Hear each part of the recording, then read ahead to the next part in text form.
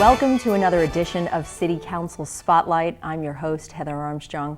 Joining us today is the newest council member in our city, Dr. Don Brann. Welcome to the show. Thank you very much, Heather. Now, you may be new in the city, but you are not new to the South Bay. So tell us a little bit about your background.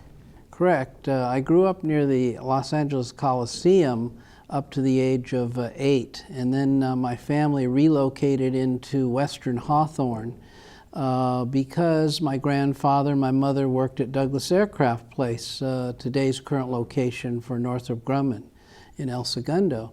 And it was unusual to commute back then, even 11 miles, and a lot of people didn't have cars.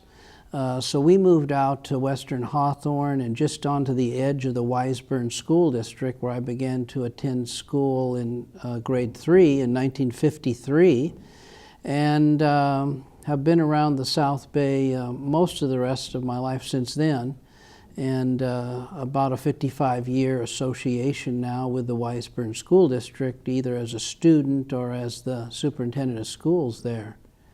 Perhaps, I hope I'm counting correctly, but a month and a week you are away from retirement. Is that correct? Correct. And tell us about your role as a superintendent and how it would help your position on the council.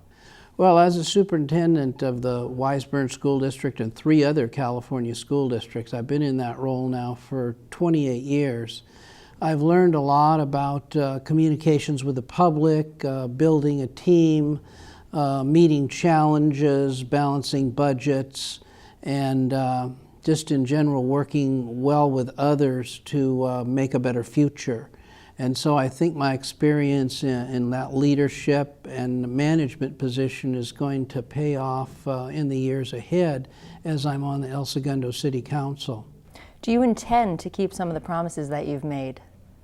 I didn't make too many promises during the course of the campaign because I know an individual can't deliver. They need to work in a coalition with at least 2 others and hopefully a consensus of all 5 council members to make any progress. And so what I promised was to listen, to be available, and to work with people to build a better El Segundo.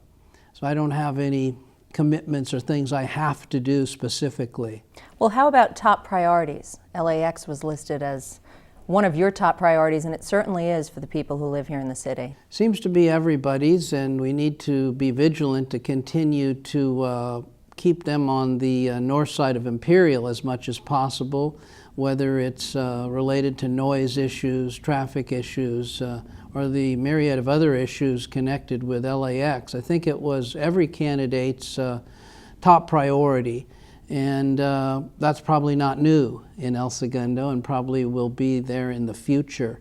It's really just a matter of degree and how much you can contain some of their negative issues and benefit from some of the positive ones. So that's a primary issue in my campaign, and the one I listed first. I chaired the LAX commission here for the city of El Segundo for 4 years. We had televised public hearings until the negotiations got to the point where it went to the council level. Some of the other things I'm interested in going forward are how to make for a more vibrant downtown El Segundo, Main Street, Richmond Street, Grand, etc. And I think that I'll be able to use my skill set, which includes marketing, to recruit businesses and retain them once we get them here. So I'm looking forward to that and making an even better park system, etc. Now, would local filming, would this come into play? It said you wanted to develop a city policy. Well, during the course of the campaign, I heard filming raised as a concern by several entities. The school district that benefits from filming on location here, particularly at this high school, and is able to use the additional income at their discretion, often to buy new computers, for example. They have an interest in continuing the filming. Also from nearby residents who have an interest in making sure any filming doesn't impact their daily way of life.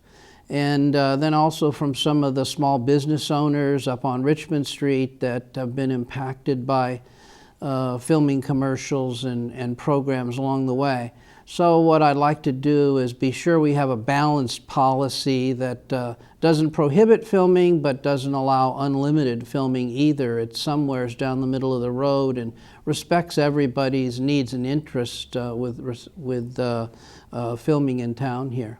It seems to me that you want to help El Segundo move along to the future, be prosperous, but you also want to preserve that feeling that we have here. That's correct, because I'm very interested in the roots of things that I work with, whether it's the Wiseburn School District or the City of El Segundo.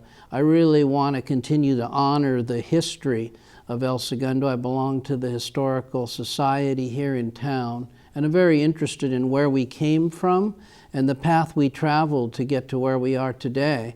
And I believe, I have a vision of where we can be that will be better than where we are even. But certainly, first and foremost, to preserve the small town vibe that we have here in El Segundo into the future is something that everybody's interested in seeing going forward.